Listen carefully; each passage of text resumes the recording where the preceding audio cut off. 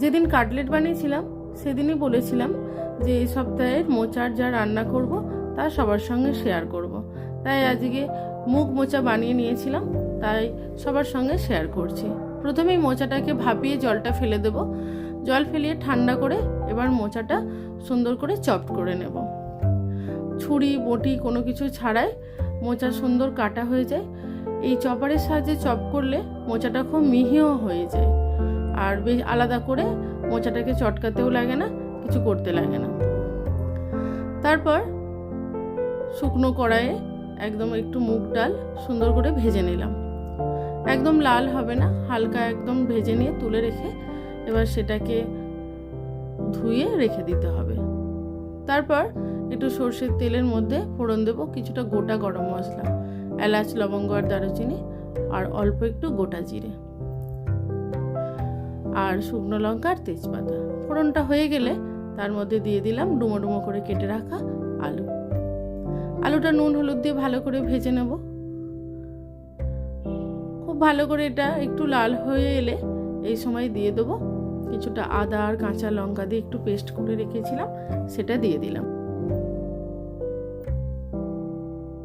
আদা আর কাঁচা লঙ্কার পেস্টটা দিয়ে খুব ভালো করে এটা কষিয়ে নেব। একটু জিরে গুঁড়ো দিয়ে দেবো, আর কোনো মশলা এতে দেবো না, কারণ এমনি ডালের আর মোচার যে টেস্টটা সেটা চলে যাবে।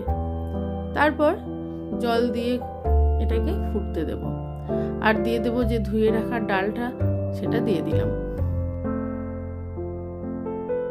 এবার এটাকে ফুটিয়ে ভালো করে ডাল আর আলু যখন সিদ্ধ হয়ে যাবে তখন চপ করা মোচাটা এর মধ্যে দিয়ে দিলাম।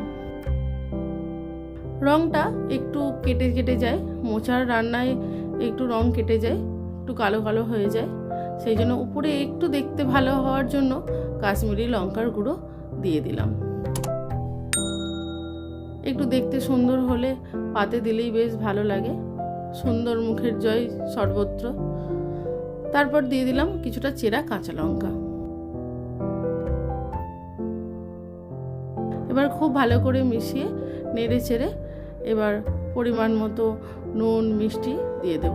যতটা মিষ্টি, মোচা একটু মিষ্টি মিষ্টি খেতে ভালো লাগে, সেই পরিমাণ মতো নুন মিষ্টি দিয়ে এবার নামিয়ে নেব। নামানোর আগে একটু ঘি দিয়ে দেব। আমি আগে আর দিইনি, পরে একটু ঘি দিয়ে সার্ভ করেছিলাম। ঘিটা শেষে দিলে মোচাতে ঘিয়ের গন্ধটা খুব সুন্দর লাগে। আমার এই রান্নাটি যদি ভালো লাগে তাহলে অবশ্যই লাইক শেয়ার অ্যান্ড সাবস্ক্রাইব করে দেবেন। আর রান্নাটি এতক্ষণ ধরে দেখার জন্য অসংখ্য ধন্যবাদ।